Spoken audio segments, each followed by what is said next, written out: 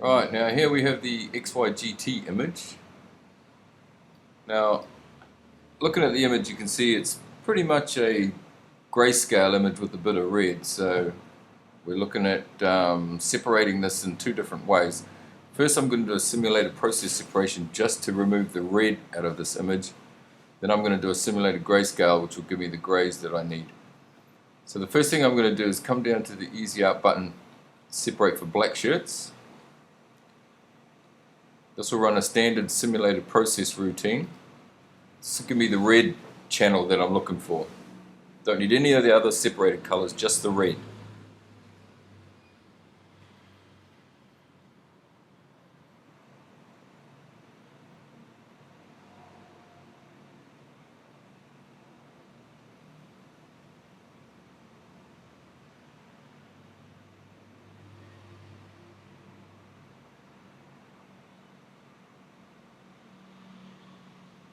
Okay, so that routine's complete. You can see we have all the separated colors that Easy Out always separates, but I'm only going to use this red one. Let's just take a look at that. So that's exactly what I'm looking for. But if I look down here, you can see this area here is not quite 100% red. And looking at the image, we probably want to do that as 100% red. But I'm going to come back and fix that up a bit later on. First thing I'm going to do now is duplicate this channel because I only want the red channel, so I don't need to save the whole image. So we'll duplicate that channel, save it as a new document. Let's just call it red channel.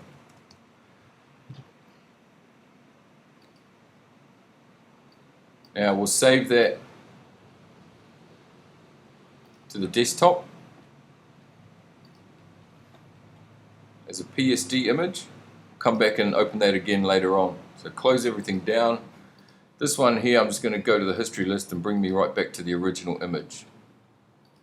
So you can see that's the standard RGB image once again. Now this time I'm going to use the separate the three color simulated gray separation.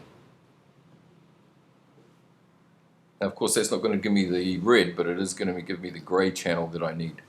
This particular image you really only need to print a white base, one gray, the red and a highlight white. So if we come to the channels, there's my white base, my medium grey, my highlight white. Now we've given us a black. I don't really need a black. What I'm going to do is change that black to red. Red, change the color to display red. Change the solidity to 30%. That represents the opacity of the ink. Now we'll select all of that. We need to get rid of the black image. Fill that with 100% white. That's the same as deleting. 100% white. So that's gone. Deselect. Now that's where I'm going to put my red channel that I saved before. So we'll just open up the red channel. Edit, select all, edit, copy. Come in here and you see that was that previously black channel, which is now the red. I'm going to paste it in there, paste, and deselect.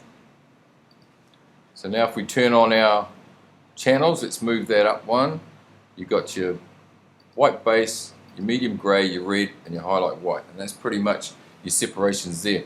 Now if we have a look in the white channel, you can see the red coverage is not very great in the white. So what I have to do is add the red to the white base. So while I hold down the command key on the Apple, if you're using a PC, it's the control key on your keyboard. Click on the red channel. What that has done is it's selected every part of the red, created it as a selection. Now I'm going to add that to the white channel. We do that just by doing 100% fill in black.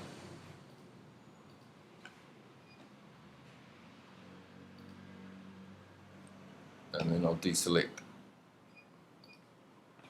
There you go. So all the information on the red has now just been added to the white. So that gives you a much stronger red print.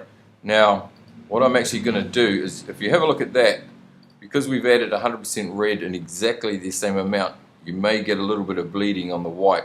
So what I'm going to do is increase the color, increase the opacity, the color range on the red.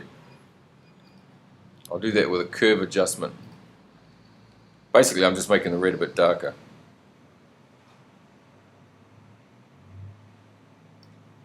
So it's going to slightly overprint the white base. What I'm also going to do is just a quick levels adjustment. Now if I click on the black eyedropper tool and I click on this area down here, what that's going to do is make that 100% red. You can see it's just looks like a charcoal grey. It's kind of a dark grey. It's not 100%, and I really want it to be 100%. And you achieve that by using the levels adjustment tool. So I'm going to click on the black eyedropper tool, click on there, and you'll see that's changed to 100%. It just gives you a more opaque red. And that's pretty much it. Those are your set of separations that you're going to use. So if you zoom in a bit closer, maybe the white base could be choked a little bit more. Let's come back here, go to the actions list. Click on choke channel or choke white base. Just choke it back a little bit. There you go. Let's zoom out. Have another look. Go back to the history list to see if that's really what we wanted to do.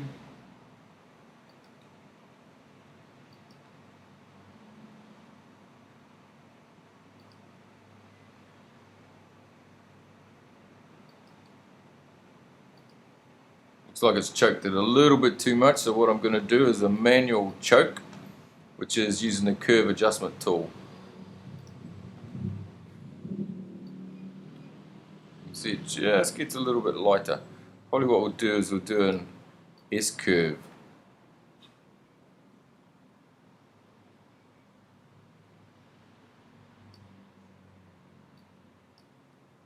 Take a look at the preview.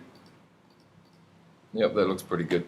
That just comes with experience. It's a bit of hit and miss at this point in time. See how the print goes, and you can adjust it from there. And that's pretty much all you need to do, really. The red's going to bleed a little bit when you print it anyway, so there's a good chance it's going to fill in any little white areas that might show up around here. Or you can manually tidy them up yourself, of course. And that's it. Save that image.